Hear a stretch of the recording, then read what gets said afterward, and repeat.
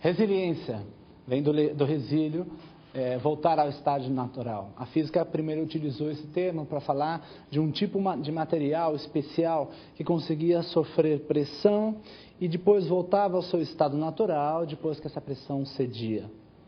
Tempos depois, as ciências humanas começou a utilizar esse termo para falar de uma pessoa especial que continha capacidades extraordinárias de fazer com que elas pudessem se manter em lugar insanos, né, com alto nível de saúde, de inteligência, de competência específica. Hoje, na área organizacional, quando você utiliza resiliência, né, que é um termo que cada vez mais ganha espaço no mercado, não pode e não deve ser considerado como um novo modismo, mais uma coisa que vai acontecer nas ciências administrativas. Ela não tem essa função e muito menos quer ter essa pretensão. A ideia de resiliência hoje na organização é desenvolver uma estrutura subjetiva na organização que faça com que as pessoas, as equipes, né, e os sistemas, né, de forma harmoniosa consigam alcançar os resultados ou consigam superar suas metas específicas, né? Basicamente, o que está por trás disso, né, são características especiais que cada empresa tem ou que cada organização tem, características especiais que possam, que unidas de forma eficiente, simbiótica e harmoniosa, possam fazer com que a empresa, a liderança, o colaborador, tenha condições, né, mais eficazes e mais apropriadas de lidar com toda essa pressão e lidar com toda essa diversidade que é causada, como a gente já viu agora, causada por nós mesmos, né? 80% delas, né? Então veja, basicamente hoje, né, diante desse cenário que a gente já conversou com você, o que a gente tem hoje de real é que os profissionais estão com novos desafios, tem o que a gente chama hoje do triplo desafio. Cada vez os profissionais hoje eles têm que decidir em intervalos cada vez menor de tempo, ou seja, eles precisam decidir em intervalos cada vez mais rápidos, né? Eles precisam fazer isso com informações, eles precisam fazer com informações incompletas, ambíguas e principalmente, né, correndo um alto risco, né? Esse é o cenário de todo profissional, como é que ele lida com essa questão. Então, por favor, me acompanhe no slide, né, que eu vou mostrar para vocês que a gente viu até agora, né, que toda essa discrepância entre os recursos que eu tenho e as exigências que me são solicitadas, se eu não consigo dar conta disso, eu vou ter, né, quase que necessariamente o estresse. O bom ou o mau estresse, né? Então vejam, nas organizações, quando a gente vai conversar com as pessoas hoje, a gente vai conversar com os líderes, né? E perguntar, né? Perguntar nos processos de coaching que a gente desenvolve, quando a gente vai perguntar, e aí meu amigo, né? O que é que está acontecendo?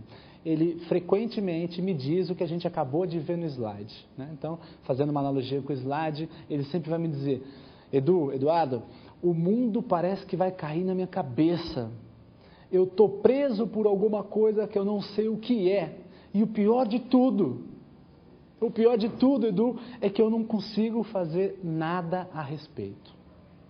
O que seria o estresse? O próximo slide vai poder nos mostrar. Passei um, mas o nosso slide vai poder mostrar, né? E a minha ideia agora é conseguir trazer uma nova definição de estresse, né?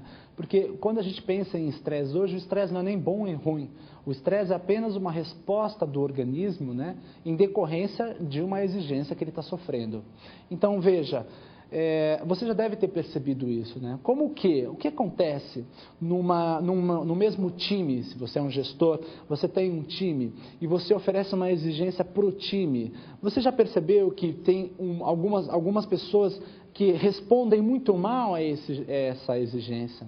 E por outro lado, você tem 2 ou 3, um número menor frequentemente, que responde muito bem, que se adapta muito bem a essa exigência, né?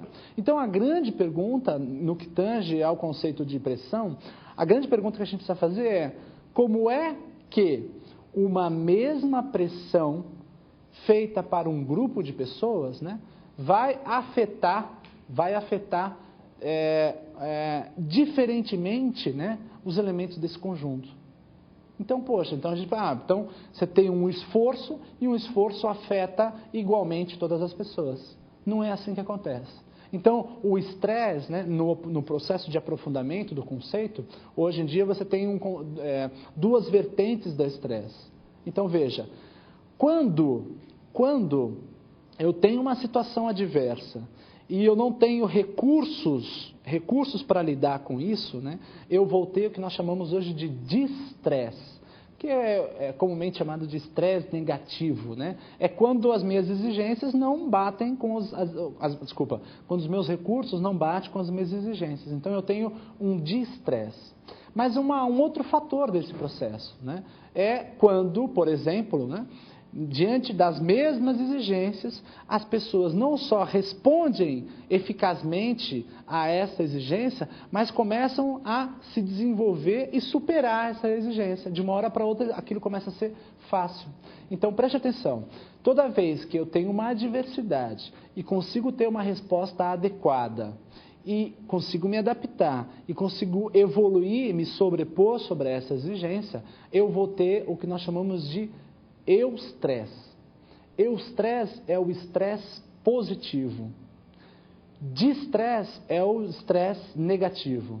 Então, pensando bem, o estresse não é nem bom nem ruim. É a forma como você responde ao estresse que vai gerar para você ou um eustresse e vai gerar crescimento para a equipe, vai gerar desenvolvimento para a equipe, ou vai gerar o distresse, que vai gerar o desgaste, a exaustão.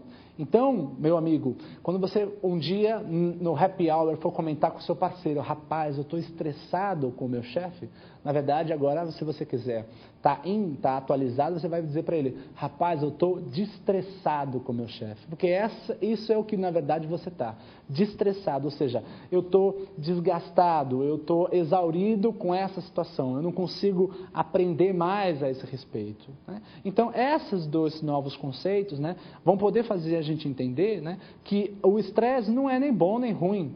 O estresse é a resposta que o meu organismo dá a uma exigência. E sim que há uma possibilidade, em algumas pessoas, em algumas organizações, em responder adequadamente a essa situação e ter o que nós chamamos de eustresse. Então, por favor, acompanhe o próximo slide, que a gente vai sintetizar essa ideia, né? Só percebendo que o estresse que está relacionado ao trabalho, ele está diretamente ligado a todas as situações em que a pessoa percebe o seu ambiente de trabalho como ameaçador. Ou seja, você tem as demandas em alta e os recursos que eu tenho para desenvolver isso inadequado. A gente já passou esta ideia, esse novo conceito sobre eustresse e distresse, né? E o que causa cada um. Então, basicamente, distresse vai me causar a exaustão e o desgaste, e o estresse, que é o fator positivo, que vai emergir, né, a ideia principal do conceito de resiliência, que é conseguir sobrepor, né, que é a capacidade que uma empresa ou que uma organização, mesmo diante de uma situação adversa, conseguir se sobrepor. Porque, aparentemente, antes, as empresas consideravam, um grande número de pessoas consideravam isso impossível, consideravam isso inexistente, é impossível me sobrepor a essas questões, né? Felizmente, nos estudos de resiliência, você tem um livro muito bonito, quem quiser conhecer, um livro chamado Em Busca de Sentido, que é de um autor chamado Viktor Frankl, que é um psiquiatra que viveu nos campos de concentração.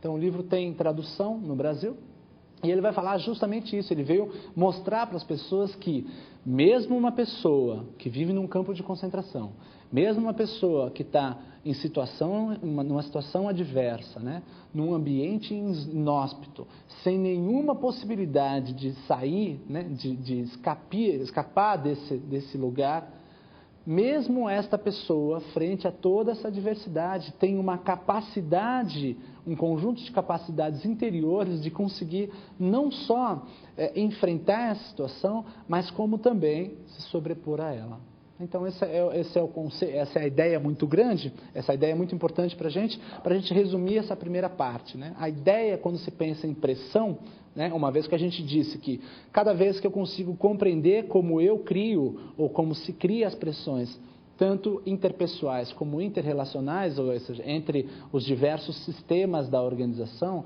e entre as suas unidades de negócio também, né? Toda vez que eu consigo entender como eu crio a pressão, eu vou ter uma capacidade melhor de sobrepor, de minimizar isso ou ir além, né, ir além desse grande bloqueio.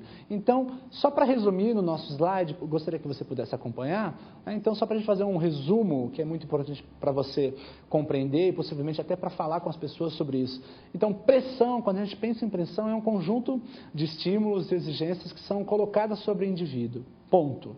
Então, o que é o estresse? O estresse é um conjunto das minhas respostas frente a esse estímulo. Então, eu tenho uma pressão e eu tenho um conjunto de respostas. Até um pouco tempo atrás, a gente achava que a pressão externa, o conjunto externo, era que causava o estresse para a gente. Então, a gente achava que é o capitalismo que faz isso, é o socialismo que faz isso, é o Lula que faz isso, é o presidente da minha empresa, é o meu chefe, é a pressão externa que me causa o estresse. Respire fundo, porque essa não é a única e exclusiva verdade. Basicamente, o que a gente tem hoje, né, isso já é antigo da filosofia, não são os acontecimentos externos que me causam estresse, mas sim a forma pela qual eu os percebo. É isso que me causa o estresse. Então, veja, você tem a pressão, você tem o seu estresse. Se você conseguir responder adequadamente ao estresse, você vai ter o que nós chamamos de eustresse, ou seja, capacidade que eu tenho de enfrentar essa situação e superar e conseguir crescer e conseguir evoluir. Isso é o que a gente quer. Se você, diante de uma situação, não consegue dar respostas específicas, eficientes para essa situação, e isso demorar um tempo, você vai ter então o que a gente chama de distresse. Ou seja, o meu organismo, a minha empresa, a minha equipe, ela vai estar estafada, desgastada. E aí, se a gente quiser compreender por quê, é porque eu não consigo me adaptar ou me ajustar a este processo. Então, veja, me acompanhe no slide mais uma vez. Diante de todo esse cenário que eu criei para vocês, e uma vez agora que vocês compreenderam todas as mudanças no cenário atual, causada por esse tempo, causada pelas novas exigências do cliente. Todas as reações em cadeia que isso causa nas empresas e causa nas organizações. Agora que você sabe, né, uma vez que como se cria a pressão, como é que a gente gera a pressão, uma vez que você compreendeu esse processo até agora, né, a gente entra num próximo ponto conceitual, que eu acho que é muito importante, é você compreender uma constatação dos estudos de resiliência que 80% das pessoas, dos profissionais, sejam eles administrativos, operacionais, profissionais de liderança, alto escalão da organização, qualquer profissional, 80% desses profissionais, quando passam por uma situação que eles consideram como imprevisíveis, adversas, turbulentas ou ameaçadoras, 80% dessas pessoas, desses profissionais, eles têm as suas competências diminuídas ou praticamente desaparecem. Essa é a grande motivação para a busca de um conhecimento mais aprofundado de resiliência, ou seja, de como eu me supero essas adversidades. Porque é o que a gente tem, além de perceber, além de descobrir, de constatar que somos nós mesmos que causamos as nossas turbulências, né? A gente constata também que a maioria das pessoas respondem muito mal, ou seja, tem as suas competências diminuídas ou praticamente ausentes nesse tipo de situação. Então, veja, isso já é muito comum, a gente tem histórico na nossa vida sobre isso. Então, você na época da faculdade, estuda no seu MBA, estuda, na hora de passar pela prova, você achou que sabe tudo, quando chega lá, dá um branco. Fala, pô, rapaz, eu estudei, chegou na hora, por algum motivo me deu um branco. Né? Então, é uma amostra, né, da dificuldade que nós temos de gerenciar esse processo. Né? Então, se você puder me acompanhar mais uma vez no nosso slide, a grande busca do conceito de resiliência, né, que todos nós vamos, de uma certa forma ou de outra, conhecê-los e, se Deus quiser, desenvolvermos essa competência, é uma busca incessante, né, por uma adequação, um ajustamento e uma superação pessoal e profissional e organizacional, né, de todas essas demandas que a gente tem. Então, veja, o que fazer, né, quando o cenário pede para a gente mudanças muito rápidas? Possivelmente há uma necessidade de ter uma estabilidade interior. O que fazer quando há um cenário que tem uma grande complexidade envolvida? Provavelmente descobrir, né, uma âncora de simplicidade neste processo. Né? O que fazer quando a gente tem um alto nível de incerteza hoje nas organizações que geram, né, em que precisam ser tomadas decisões nesse processo, né? É possível que a gente precisa ter uma confiança no dicionário significa um sentido íntimo de procedimento. O que fazer com isso, né? E, finalmente, o que fazer, né, quando a gente tem um cenário complexo, né, e exacerbado de conflitos que a gente precisa ter. Né? Então, possivelmente, é busca por uma síntese, né, por um bom senso nesse processo. Então, a grande ideia é que a gente possa perceber agora como a resiliência pode atuar eficazmente, né, nessa construção da minimização dessa entropia, de toda esta pressão, né, e fazer com que a gente tenha cada vez mais patamares evolutivos, né, de enfrentamento com essa diversidade e conquista dessa superação. Isso faz com que a empresa vai ganhar cada vez mais um nível de autoconfiança, né, e um nível de eficiência específico, e o colaborador também, né, de uma certa forma, né, vai tendo a possibilidade de ver as suas competências, as suas habilidades, as suas atitudes cada vez mais aprimorada. A gente vai entender o que é resiliência dentro de um processo de melhoria contínua dentro da organização e para cada colaborador. Até lá!